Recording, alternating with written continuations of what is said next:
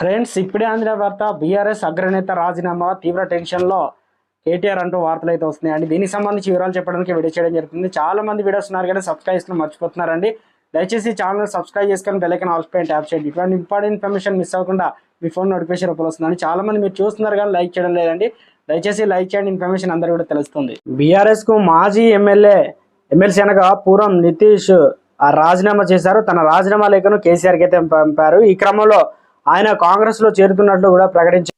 TRS పార్టీని BRS గా మార్చడమే కేసీఆర్ చేసిన తప్పని అన్నారు. అందుకే తెలంగాణ అసెంబ్లీ ఎన్నికల్లో బీఆర్ఎస్ పార్టీ ఓటమి చెందానని ఆయన అన్నారు. తెలంగాణలో కీలక నేతలు సైతం బీఆర్ఎస్ ను వీడి ఇటు కాంగ్రెస్ లో కానీ బీజేపీలో కానీ వెళ్తున్నారు. ఇక ఇదే అదునుగా తీసుకొని సీఎం రేవంత్ రెడ్డి ఆపరేషన్ ఆకర్షణ పేరుతో బీఆర్ఎస్ నుంచి కీలక ముఖ్య నేతలు అనగా మాజీ మంత్రులు కావచ్చు, నేతలు దాదాపు 30 మంది టచ్లో అయితే ఉన్నారు. గేట్లు తెరిచాం. ఇప్పటికే వారిని అందరినీ ఒక్కొక్కరుగా తెలంగాణలో నుండి అనగా బీఆర్ఎస్ పార్టీ నుంచి ఒక్కొక్కరుగా ఖాళీ అవుతున్నారు.